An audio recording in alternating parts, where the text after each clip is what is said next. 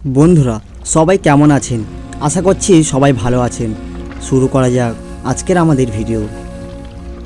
জানুয়ারি মাসের প্রথম দিন, নববর্ষের দিন ছাড়াও একজন রামকৃষ্ণ ভক্তের কাছে বিশেষ তাৎপর্যপূর্ণ। এই শ্রীরামকৃষ্ণের আত্মপ্রকাশের দিন, যখন তিনি হয়ে ওঠেন যাকে এখন জনপ্রিয়ভাবে কল্পতরু বলা হয়, ইচ্ছা পূরণ করে গাছ। কাশীপুর গার্ডেন হাউস, কলকাতার শহরতলিতে এটি ঘটেছিল 1 জানুয়ারি 1886 খ্রিস্টাব্দে। কাশীপুরে, যেখানে শ্রী রামকৃষ্ণ তার গলার ক্যান্সারের জন্য চিকিৎসাধীন ছিলেন, সেদিন যে কিছুটা ভালো বোধ করেছিলেন এবং বাগানবাড়ির প্রশস্ত লনে হাঁটার জন্য তার ঘর থেকে নেমে এসেছিলেন। প্রায় 30 জন ভক্ত উপস্থিত ছিলেন এবং বাগানে এদিক ওদিক ছড়িয়ে ছিটেছিলেন। গুরুর দেখা মাত্রই সকলে তার কাছে এসে প্রণাম করলেন। গুরু গিরিশকে বলেন, তুমি কি দেখেছো যে তুমি সবার সামনে আমাকে মহিমান্বিত করছো? গিরিশ তৎক্ষণাৎ মাস্টারের পায়ের কাছে পড়িয়া এবং হাত জোর করিয়া দমবন্ধ কণ্ঠে বলিলেও, তার সম্বন্ধে আর কি বলিব, যার গৌরব ব্যাস ও বাল্মীকি তাদের অমর মহাকাব্য ও পুরাণে প্রকাশ করতে পারেনি। গিরিশের এই কথা শুনে গভীরভাবে মুগ্ধ হলেন এবং তার মন উচ্চ সমতলে উঠে গেল। কল্পতরু ঘটনাটি সামনের দিকে গাছের কাছে ঘটেছে। গুরুর ঐশ্বরিকভাবে আলোকিত মুখ দেখে গিরিশ রোমাঞ্চিত হলেন এবং তিনি পরম আনন্দে চিৎকার করে বললেন, রামকৃষ্ণের মহিমা, রামকৃষ্ণের মহিমা, এবং বারবার পায়ের ধুলো নিতে লাগলেন। গুরু উপস্থিত সকলের দিকে তাকিয়ে হাসি মুখে বললেন, তোমাদের আর কি বলবো, তোমরা সকলেই আধ্যাত্মিকভাবে জাগ্রত হও। এই কয়েকটি কথা বলার সাথে সাথে তিনি সমাধিতে চলে গেলেন। স্বামী শারদানন্দের কথায় যা অনুসরণ করা হয়েছে তা সর্বোত্তমভাবে বর্ণনা করা হয়েছে, যিনি পুরো পর্বটি দূর থেকে দেখেছিলেন। ভক্তরা যখন আশীর্বাদ ও ভয় থেকে রক্ষার সেই শব্দগুলি শুনলেন, তখন তারা বারবার আনন্দের আর্তনাদ করে উঠলেন। রামকৃষ্ণের মহিমা, তাদের কেউ তাকে সালাম দিল, কেউ ফুল বর্ষণ করলো, কেউ আবার এসে তার পা ছুঁলো। গুরু সেই সমাধি অবস্থায় ভক্তদের স্পর্শ করলেন এবং সকলকে আশীর্বাদ করলেন। প্রভাব তাৎক্ষণিক ছিল। স্বামী শারদানন্দের অ্যাকাউন্ট চলতে থাকে। সেখানে সেই অপূর্ব স্পর্শে প্রত্যেকের মনে একটা অপূর্ব মেজাজ জেগে উঠল। তাদের মধ্যে কেউ হাসতে লাগলো, কেউ কাঁদতে লাগলো, কেউ ধ্যান করলো এবং কেউ আবার উচ্চস্বরে রাখলো, যাতে তারা গুরুর কৃপা লাভ করে ধন্য হতে পারে এবং যে আনন্দের উপরে পড়া আনন্দের অংশীদার হতে পারে। পরে খোঁজ নিয়ে জানা যায়, ভক্তরা গুরুর আশীর্বাদ করেছিলেন 13 তারিখে দিনে। বিস্ময়কর আধ্যাত্মিক অভিজ্ঞতা এবং দর্শন ছিল। কেউ কেউ আনন্দ এবং এক ধরনের ঐশ্বরিক নেশা অনুভব করেছেন, কেউ ক্রমবর্ধমান কুণ্ডলিনী লতানো আনন্দময় সংবেদন অনুভব করেছেন, কেউ তাদের নির্বাচিত দেবতাদের উচ্ছ্বাসিত দর্শন দেখেছেন এবং কেউ কেউ ঐশ্বরিক আলো দেখেছেন। সমস্ত অভিজ্ঞতা অনন্য ছিল, প্রতিটি তার নিজস্ব উপায়ে, যদিও তাদের বিষয়বস্তুতে ভিন্ন ছিল। একটি অসাধারণ ঐশ্বরিক আনন্দে পরিপূর্ণ হওয়ার অনুভূতি সবার কাছে সাধারণ ছিল, যেহেতু গুরু সকলের প্রতি অশেষ কৃপা করেছিলেন। কেউ কেউ মনে করেছিলেন যে তিনি সেদিন নিজেকে কল্পতরু হিসেবে প্রকাশ করেছিলেন। এভাবে 1 জানুয়ারি দিনটি কল্পতরু দিবস হিসেবে পরিচিত লাভ করে। কাশীপুর বাসভবন, যা এখন রামকৃষ্ণ আদেশের কেন্দ্রস্থল, স্বাভাবিকভাবেই মনোযোগের কেন্দ্রবিন্দু হয়ে ওঠে। শ্রী রামকৃষ্ণ 8 মাসেরও বেশি সময় ধরে বাড়িতে অবস্থান করেছিলেন এবং সমস্ত কিছুর মুকুট দেওয়ার জন্য 1 জানুয়ারি ভক্তদের উপর এই বিশেষ অনুগ্রহ করে বর্ষণ করেছিলেন।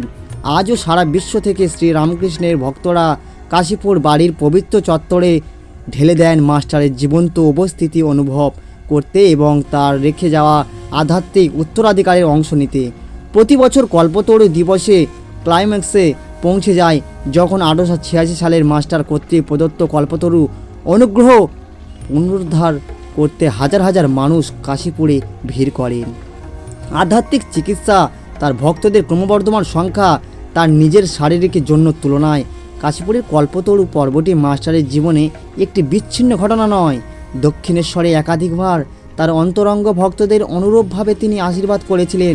কল্পতরু পর্বে বিশেষত্ব এই সত্যে নিহিত যে মাস্টার প্রথমবারের মতো মানুষের একটি বিস্তৃত বৃত্তের উপর তার অনুগ্রহ করে বর্ষণ করতে বেছে নিয়েছিলেন। এর আগে কখনো তিনি তার দেবত্বকে আবৃত্ত করে এমন সুস্পষ্টভাবে সবার সামনে মানুষের পর্দা তুলে নেননি। কিভাবে এবং কখন এই কল্পতরু করুণা আমাদের নিজের জীবনে অবতীর্ণ হতে পারে? আমাদের বলা হয় যে ঐশ্বরিক অনুগ্রহ নিঃশর্ত, তথাপি আমাদের হৃদয়ের অন্তরে আমরা অনুভব করি যে অনুগ্রহ পাওয়ার জন্য কোনো প্রকার প্রস্তুতি না থাকলে আমরা নিজেদেরকে এর জন্য অযোগ্য করে তুলি। বৈকুণ্ঠনাথ সান্যালের অভিজ্ঞতা অনন্ত তাই বলে। তিনি সেই সৌভাগ্যবানদের মধ্যে ছিলেন যারা 1886 সালে কল্পতরু অনুগ্রহ পেয়েছিলেন। বৈকুণ্ঠনাথ যখন গুরুর কাছে গিয়ে তার অনুগ্রহের জন্য ভিক্ষা করলেন, তখন মাস্টার বললেন যে তিনি যা চেয়েছিলেন তা তিনি ইতিমধ্যেই দিয়েছেন, কিন্তু দয়া করে আমাকে বোঝান যে আমি এটি পেয়েছি। তিনি অনুনয় করে বললেন এবং মাস্টারের স্পর্শ পেয়ে তার মনে একটি মহান বিপ্লব ঘটে গেল। বৈকুণ্ঠনাথ যেদিকেই তাকান সেখানেই তিনি দেখতে পেলেন মাস্টারের মূর্তিটি একটি করুণাময় হাসিতে আলোকিত। অভিজ্ঞতা কিছুদিন অবিরাম চলতে থাকে। তিনি অবিশ্যে তার কাজ চালিয়ে যাওয়ায় এবং অন্যান্য দায়িত্ব পালন করা অসম্ভব বলে মনে করেছিলেন। এমনকি সে তার বিচক্ষণতা নিয়ে সন্দেহ করতে শুরু করে এবং গুরুর কাছে প্রার্থনা করে, হে প্রভু, আমি এই মানসিক অবস্থা ধারণ করতে সক্ষম নই, অনুগ্রহ করে এর অবসান ঘটান। তার প্রার্থনার উত্তর দেওয়া হয়েছিল। দৃষ্টিশক্তি এবং মানসিক অবস্থা ধীরে ধীরে হ্রাস পায়। এটি দেখায় যে আধারটি ঐশ্বরিক অনুগ্রহ ধারণ করার জন্য যথেষ্ট শক্তিশালী হওয়া উচিত। মন যথেষ্ট শুদ্ধ না হলে এবং কামনা বাসনা থেকে শুদ্ধ না হলে অনুগ্রহ লাভ করা সম্ভব নয়, এবং যদি প্রাপ্ত হয় যেমনটি হয়। বৈকুণ্ঠনাথ বললেন, এটা ধরে রাখা সম্ভব নয়, এটা ধরে রাখা সম্ভব নয়। এমনকি শ্রীকৃষ্ণকে ভীত অর্জুনের কাছ থেকে তার ঐশ্বরিক মহাজাগতিক রূপ বিশ্বরূপ প্রত্যাহার করতে হয়েছিল, এবং রামকৃষ্ণকে নরেন্দ্রনাথের প্রথম দর্শনে তাকে সর্বোচ্চ উপলব্ধি করা থেকে নিজেকে সংযত করতে হয়েছিল। এইভাবে অনুগ্রহ লাভের জন্য নিজেকে প্রস্তুত করা আধ্যাত্মিক সাধকদের প্রথম এবং প্রধান কর্তব্য।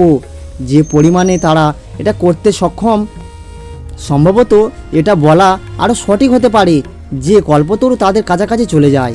নববর্ষের দিন এবং মাস্টারের আত্মপ্রকাশের দিনের মধ্যে কোনো ধরনের সংযোগ কল্পনা করতে কেউ সাহায্য করতে পারে না। নববর্ষের দিনটি আনন্দ, আশা এবং অধীর প্রত্যাশার দিন। সবাই আশা করে আগামী বছরটি একটি সুখী, সমৃদ্ধ এবং শান্তিপূর্ণ হোক। অনেক দেশে বুড়ো মানুষের একটি মূর্তি তৈরি করা হয় যার উপর বিগত বছর খোদাই করা হয়। মধ্যরাতে আনন্দের চিৎকার, গান এবং নাচের মধ্যে বৃদ্ধ পুড়িয়ে দেওয়া হয়। পুরাতনকে বাজিয়ে দাও, নতুনকে বাজিয়ে দাও। তারা বলে নতুন বছরের সূচনা হওয়ার সাথে সাথে, কিন্তু মাত্র 1 বছর পরে এই নববর্ষ তার নতুনত্ব হারায় এবং আমরা আরও একটি নতুন বছরের জন্য প্রস্তুত। আমরা কি এমন একটি নতুন বছর পেতে পারি না যা সর্বদা নতুন থাকবে? হ্যাঁ, আমরা পারি, কিন্তু শারীরিক অর্থে নয়। একটি নতুন বছর যা সময়ের দ্বারা আবদ্ধ নয়, তা কেবলমাত্র সময়কে অতিক্রম করে এমন মাত্রায় অনুমেয়। আধ্যাত্মিক দৃষ্টিকোণ থেকে নতুন বছর একটি নতুন জীবনকে বোঝায়। একটি নতুন আধ্যাত্মিক জন্ম আরও বেশি অর্থবহ হয়ে ওঠে, কারণ এর নতুনত্ব একটি অস্থায়ী ঘটনা নয়। আমাদের সমস্ত আধ্যাত্মিক প্রচেষ্টা প্রাথমিকভাবে এই নববর্ষের আগমনকে ত্বরান্বিত করার উদ্দেশ্যে করা হয়, কিন্তু নববর্ষের বৈরাগ্য, প্রার্থনা এবং ভগবানের প্রতি ভক্তি দ্বারা জাগতিক কামনার বৃদ্ধাকে আগুন ধরিয়ে দিতে হবে। যখন মন যথেষ্ট শুদ্ধ হয় তখন নববর্ষ শুরু হয়। রামকৃষ্ণ কল্পতরু তখন আমাদের কাছে আসেন এবং আমাদের হৃদয়কে ঐশ্বরিক কৃপায় পূর্ণ করেন। এই শক্তিশালী করুণা দ্বারা সজ্জিত আমরা আধ্যাত্মিক জীবনের উচ্চ স্তরের পথ অবরুদ্ধ করে এমন সূক্ষ্ম বাধাগুলির সাথে লড়াই করতে সক্ষম। তখন আমরা আমাদের মনকে সূক্ষ্ম আকাঙ্ক্ষা এবং আবেগ থেকে পরিষ্কার করতে কোনো অসুবিধা পাই না, যা আমাদের অন্যথায় শুদ্ধ মনে এখনও বিদ্যমান। এইভাবে আশীর্বাদ আমাদের প্রতিটি সফল মুহূর্ত একটি নতুন বছরের দিনে রূপান্তরিত হয়, আমাদের পরিপূর্ণতা এবং পরিপূর্ণতার দিকে আরও উচ্চতর করে তোলে। আর তা হলো 1 জানুয়ারি কল্পতরু দিবস উদযাপনের তাৎপর্য। এটি কাশীপুরের অবিস্মরণীয় ঘটনা এবং প্রভুর মুক্তির শক্তির প্রতিটি ভক্তের জন্য একটি অনুস্মারক। এটি একটি গুরুতর আধ্যাত্মিক অন্বেষণকারীর জন্য একটি মৃদু ইঙ্গিত, যা পর্বের শারীরিক দিকগুলির বাইরে তাকানোর এবং এই এবং এর আধ্যাত্মিক প্রভাবগুলিতে মনোনিবেশ করা। এই অর্থে কল্পতরু অনুগ্রহের দান শুধুমাত্র কয়েকজন ভক্তের মধ্যে সীমাবদ্ধ নয়। যারা 1886 সালের 1 জানুয়ারি কাশীপুরে সমবেত হয়েছিল, এটি তখনকার মতো আজও বৈধ এবং সত্য। এবং কাশীপুরের অনুপ্রেরণাদায়ক অনুষ্ঠানে